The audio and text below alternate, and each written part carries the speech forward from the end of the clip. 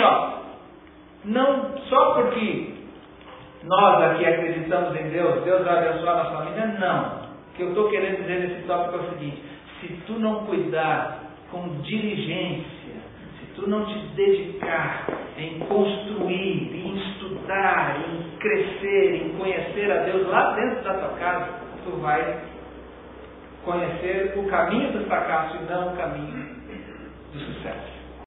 E ser crente não é garantia de sucesso no casamento. Entenderam isso?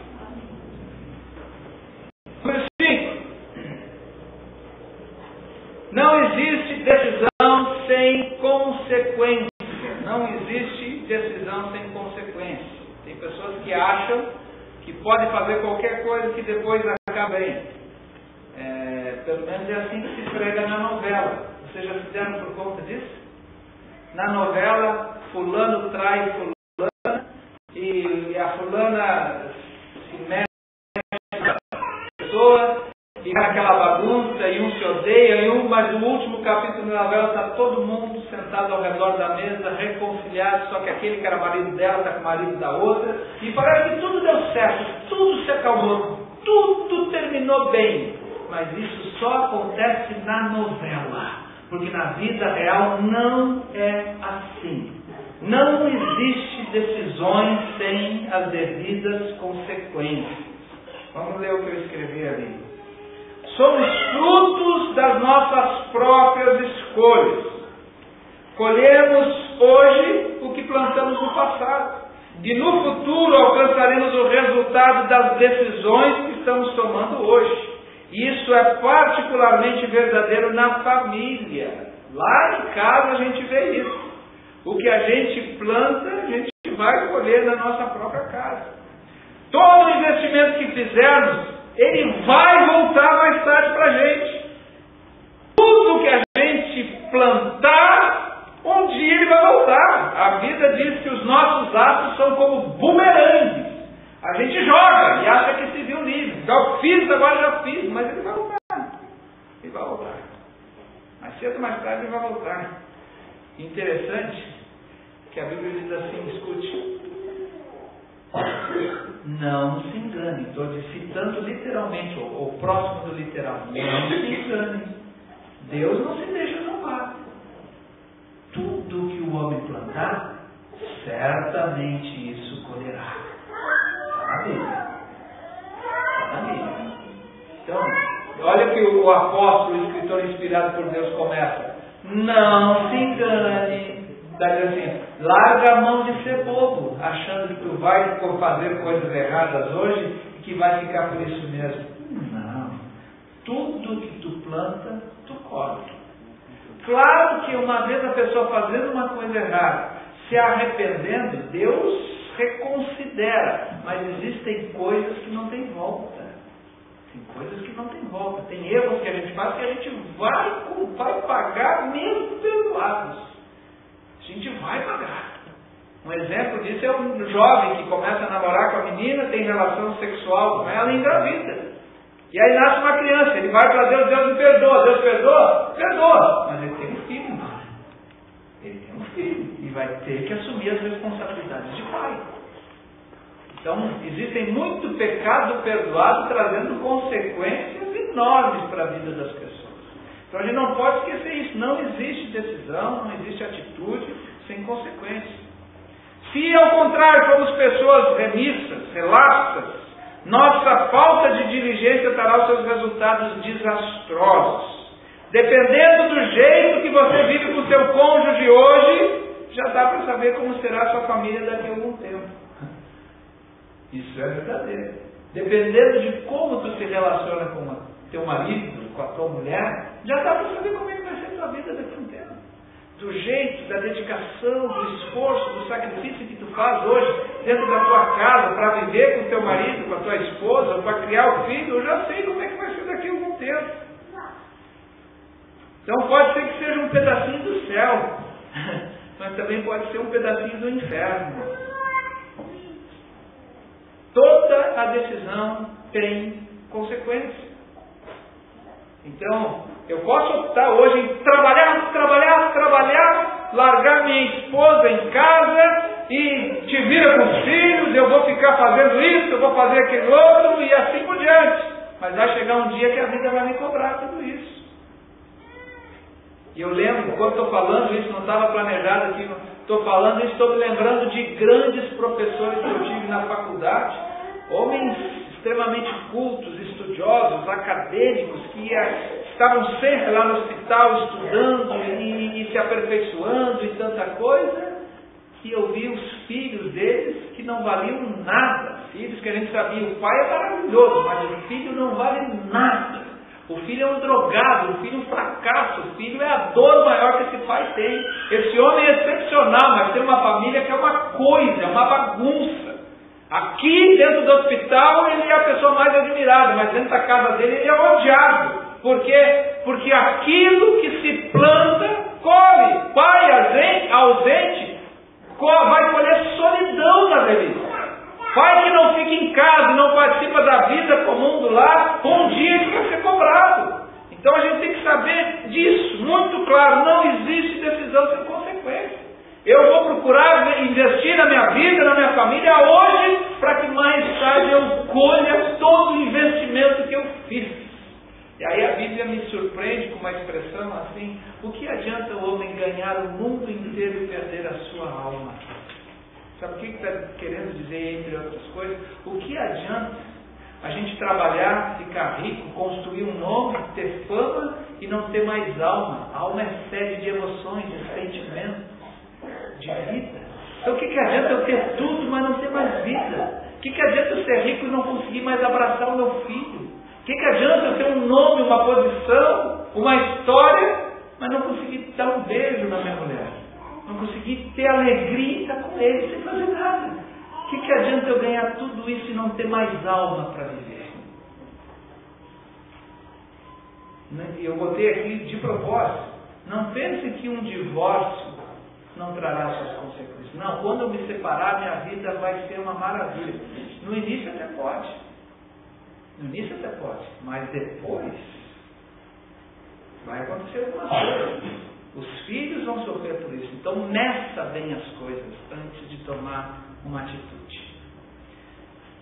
Sexto lugar, o mais importante não é ganhar nas discussões, mas superar a dificuldade ou vencer aquela etapa.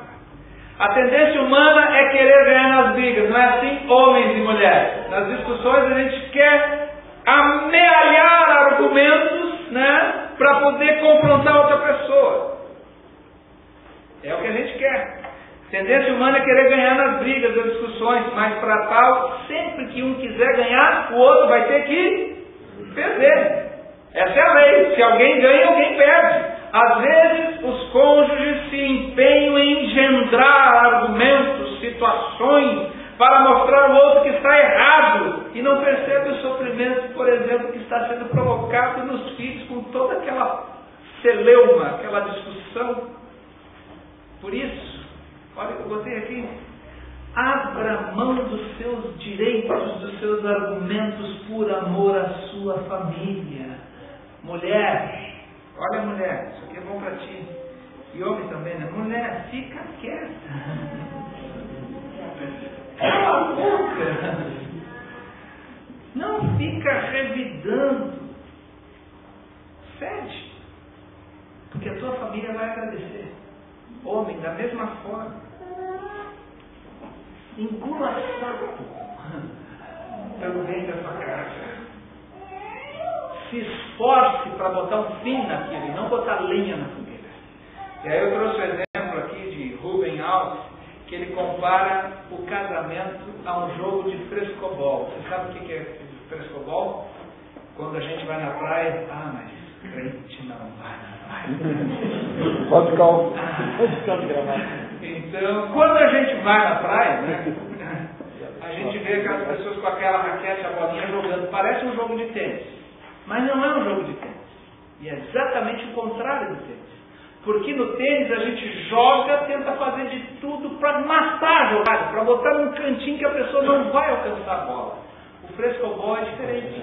Tu faz de tudo para a pessoa pegar a bola. Ela pode te jogar uma bola torta que tu te espirra trincha para tentar trazer a bola de volta para o lugar e o jogo continuar. Assim deve ser o casamento. Enquanto os dois estiverem se esforçando pelo bem do jogo, a coisa anda bem. Agora, quando um quiser matar a jogada, a coisa vai mal. Então não esqueçam disso. Se esforcem pelo bem da família, do casamento, dos filhos, e não queiram ganhar nas discussões. Em sétimo lugar, e último lugar, perdoar não significa esquecer. Não é o que se diz?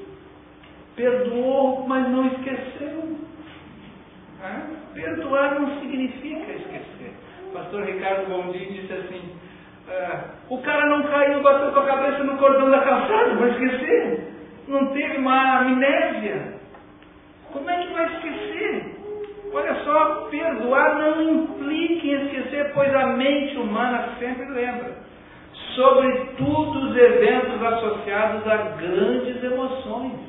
A gente lembra aquilo que está amarrado, atrelado às emoções fortes. Coisas comuns, banais, a gente vai esquecendo. A ciência até diz que aquilo fica armazenado lá em alguma parte do cérebro. Mas as coisas mais presas a fortes emoções, essa a gente lembra. Então as coisas ruins que aconteceram no relacionamento, essas são as coisas que a gente mais lembra. Então perdoar não é esquecer. O que é perdoar então? Perdoar é lembrar, sem viver as emoções provocadas no momento do erro. Às vezes a gente vai conversar com uma pessoa que está ali, sofreu alguma coisa forte, e aí tu pergunta para a irmã ou para o irmão e diz assim, e aí o que aconteceu? E ela começa a dizer, porque aconteceu o seguinte, pastor, aquele canalha, aquele sem vergonha, aquele, e começa a ficar naquele vermelhão. O que está dizendo? Não perdoou, está revivendo tudo aquilo. Mas quando a gente perdoa, a gente diz, olha, foi isso, não esqueceu, mas já não vive toda aquela emoção. Então perdoar não é esquecer, mas é não viver de novo aquilo. É dar à pessoa uma nova chance. Vamos tentar de novo. Isso é perdoar. Quem perdoa, está escrito aqui, não fica trazendo de volta o erro do outro nas discussões. Porque, queridos, discutir a gente vai discutir a vida inteira. Pode estar com 50 anos de casado, sempre vai ter uma confrontação, olha aqui, não sei o quê. Mas isso é, em parte, sadio quando não é exagerado. É bom discutir, acertar as coisas.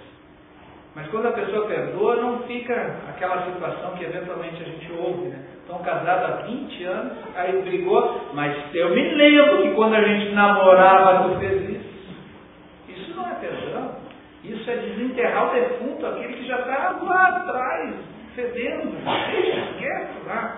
Então quem perdoa não traz de volta o erro nas discussões. Não fica sempre com aquela carta na manga. Quando os argumentos acabam, ele puxa. Mas tem aquilo que tu me fez. Não é assim. Eu termino essa parte dizendo assim, os danos da falta de perdão são imensos. E serão estudados em momento oportuno. A gente vai falar aqui sobre perdão. Nesse momento é bem superficial. Para dizer o seguinte, perdoar não significa esquecer. A gente lembra, mas não vive mais aquelas emoções fortes. Então, perdoe. E não viva, não sofra mais com isso. Bom, falei desses 7 pontos aqui. Agora a pergunta. O que eu preciso fazer? Diante do que a gente conversou, discutiu aqui, o que eu preciso fazer para agir de maneira correta em relação a isso que nós discutimos? Em primeiro lugar, dedique-se diligentemente na construção da sua família. Então, queridos, liberte dessa ideia enganosa da bênção inconsequente, de que você vai chegar aqui e não sei que dia, mas um dia alguém crente de verdade, que não seja o pastor Miguel, mas que tenha uma unção especial, vai impor as mãos sobre você e você vai ser com a vida transformada, casamento transformado, os filhos maravilhosos e tudo dando certo. Liberte desse engano, isso não é real. Precisa trabalhar, investir, construir. Se não está bom lá como